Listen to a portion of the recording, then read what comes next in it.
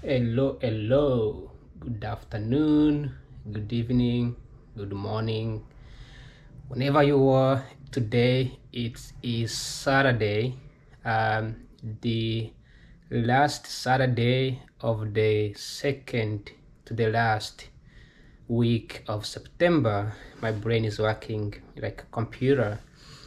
And yeah, I am making another video, but as you can see, my video is now happening during the afternoon, so I have a little bit of natural light. I do have light in my room, and that's because it's here in Washington DC, it's very dark outside. It was raining earlier, so it's a little bit darker, which is why I have turned on my on lights. But other than that, the outside is great. If I go closer to the room, I think I look much better over here, so I'm gonna have to stick around here.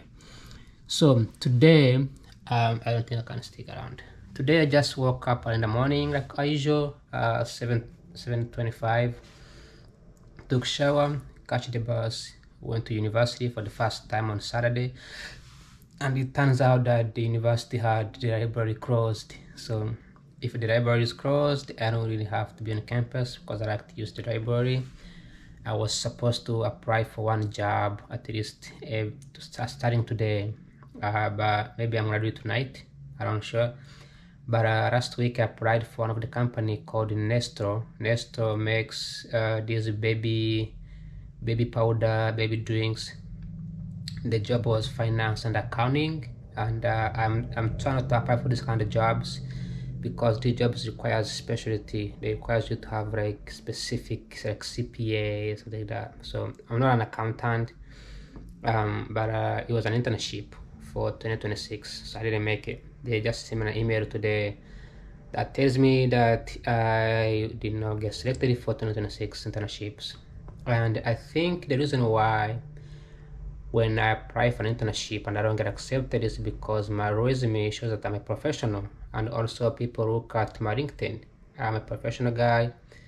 I've been working for 9 years, so not 9 years, probably more than 9 years, because I started working when I was younger, 8 years old. So I have more experience, I have more professional work. These jobs are usually looking for people who are like self-starter, and plus I'm doing a master's degree in economics, applied economics. So it's applied, which means I can work for big organizations. I can work for IMF, I can go to China, work for China, I can go to Uganda, Rwanda, Burundi, Tanzania, and work as a policy analyst, craft policies, lead the country, lead the people. So that discipline, that knowledge, people can see. Yesterday when I was at the job fair, people really told me that you are a professional. Like they can see in you, they can sense professionalism in you. Just something that I have grown up to get, and I proud that I have it, because most people don't become professional until they are in their 30s, especially when you move to the United States as a migrant. I was a migrant here. I've been here for 9 years, but this transition took quite fast. It went really fast to go from a lower person who work minimum wage to become where I am today, where I understand and I memorized and train my brain to think more critically. Negotiations, talking to people. I respond to people's emails, and people respond like, "Oh, James, I appreciate your leadership." Like that's a big thing. Um, but obviously, this doesn't come with a paycheck, which is something that most people really don't know. Is that professionalism doesn't really come with money, even though in the long term, as you build a reputation, it gives you credibility. You never know. The people that I know, I meet every day, people that appreciate me being in their own lives, tomorrow they may become leaders, they may become the CEOs, and they will say, okay, we know James, we know him from this part and this part, and let's have him on the team. That is much better than just working, just applying and getting employed as like normal employee. So, and also people are getting older, people are retiring, right? So there's gonna be more jobs open up, and with professionalism comes with the idea of getting accepted. I know, and so anyway, today I got a rejection email from one of the companies that I applied for, but again, when I was speaking to the employers yesterday, they told me something. They said, "You are a professional. We need only the undergrad, people who are just starting off from scratch." Which means I might be thinking maybe I'm still unprofessional, maybe I'm still lower level, but I'm higher than I think. And this happens all the time to all people who are transitioning. It's a huge transition. So today is Saturday, which means I have to get my money back. Last time I made a video about the things that I bought. So as you can see here, I bought this the computer extension. I also bought this one, right? The total cost for these two is about like around $250-$260, more than that. And I need my money back. I did not use it. It does not work. It's not compatible with my laptop, so it needs to go back.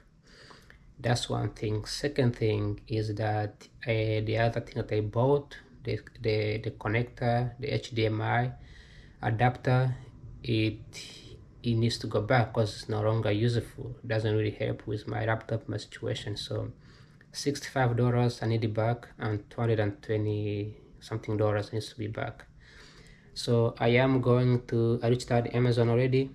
I scheduled a return. They asked me what I think they should have done better. I made a video about this. They need to use AI. They need to have AI to ask questions like for products like this, like what are you trying to do? Okay, that's what the sales people do. They ask you what you need. Do you need your laptop to perform some certain activities? Does your laptop is compatible with this product? What product is your laptop? Okay, what type is it? They need to recommend. Maybe there's some other products out there that can fit my laptop, but the one that was recommended to me was not compatible. And the description does not mention laptops from 2017, Apple MacBook. Yeah, it just says work with MacBook. It was very vague. So I'm gonna get my money back, and if I want in the future I can buy another one. Now I want to say something here, right? It's not quite often, but most of the time we don't really know the advantage of the things that we have until we compare with another thing. Or perhaps I don't want to say this is not the same thing though as having something then you lose it. That's not what I'm trying to say. What I'm trying to say is that sometimes you have something like a product, but you really don't care about it that much until that product is until you see something else that is above that product that you cannot afford. So let me explain this a little bit here with a little bit of common sense. So as you know, I bought this and I spent about almost $300 on this product, right? And with this thing over here, and it didn't work with my laptop. Excuse the noise outside. It didn't work with my laptop, so I was frustrated, I was angry, I was mad. I was ready to do some work, some coding, programming, and nothing worked, so I was upset, right? But then I had this iPad here, all right? This iPad here, and it works.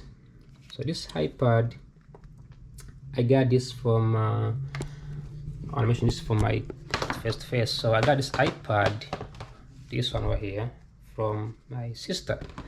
So my sister, she used to be a Jehovah Witness, my younger sister, and one of her Jehovah Witness mentor or friend gave her when she was younger, like really younger, like a long time ago.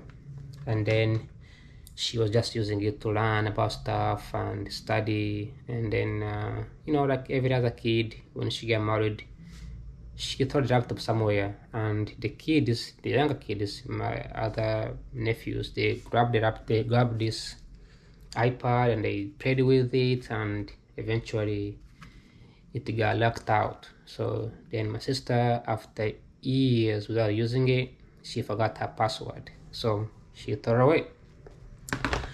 But she didn't just throw away, it was somewhere. It kept somewhere. And then because I am a computer person, I was a computer scientist before I became an economist, which is why I tend to be more very technical person with AI and stuff, because I'm a programmer professional.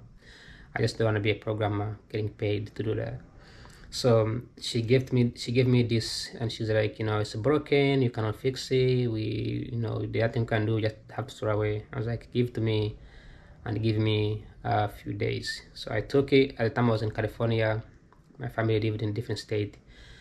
Went to California, and I sit down and I started thinking, okay, we don't know the password, but we can reset the entire um, Samsung. So it's Samsung Galaxy. So I reset, and the password was erased. I erased all the memory and started fresh. So it worked. However, I don't need it. I don't need the Samsung Galaxy for. I don't play video games. I'm not a kid. But I kept it. I kept so I can return it back and give it to my sister. When I returned it back, she was already A, married, and B, she doesn't go to school like university. She goes to community college. She doesn't do school anymore. So that means that she didn't need this anymore. So I kept it to myself. I kept moving with it. When I moved to DC, I moved with it. And recently, 2 weeks ago, as I bought this and this didn't work, and I'm thinking, should I buy a new computer, new laptop, which costs like $1,000, or what can I do, right? But then I saw this iPad is in my drawer, and I was like, why not just grab it and charge it and then see if I can use it? So I grabbed it, I charged it, and yes, on Thursday I was in school, and I opened up and I downloaded the Canvas. It's called Brightspace. They use Brightspace inside Canvas, and I realized, oh, I can actually use this to do what this thing does, which is have like an instructions on one screen, then do programming on the other screen. Or I can have a Stata. I use Stata, I use R, I can use Python when I'm programming. I can do financial analysis, I can write an article, I can flip on LinkedIn, I can do all of that. I can do a Zoom call on this iPad while I'm doing some work on my laptop. So I realized this thing, now I'm gonna use it. Now I don't need this $200 no more. So I have extra $200, and I don't know what I'm gonna do with it, because this is the money that was already gone. So I'm probably gonna use that money to maybe help some friends in Africa. I'll be asking for money. Maybe take my friends out, have dinner, or maybe pay for the school, for the rent, because I need the rent. I haven't got a job yet. So all of that shows to see that I didn't know how important this was until I spent $300 on the thing. And so again, when electronics are garbage, these are trash, right? They are made out of metals and grass and toxic chemical from the batteries, but they are useful. When we throw them away and we don't fix them, we don't recycle them, they become trash. That means we need to learn technical skills. We need to learn how to do things like this, right? People, when internet came out, people didn't know how to do simple stuff like set up a password, create a new email. Now everybody can do it. So it creates sense of responsibility. And for me, even though I have a background in economics, I can't tell you how many people, including my family, that throw away stuff. Okay, my mom has bought like 10 phones already for the last 9 years. She buys a new phone every single year. And I guarantee that those phones probably they work. Probably they are okay. They just do not fix them. And for me, being somebody who can fix something, see the value of it, It gives me joy and happiness. Like always, thank you for watching and take care. Bye bye.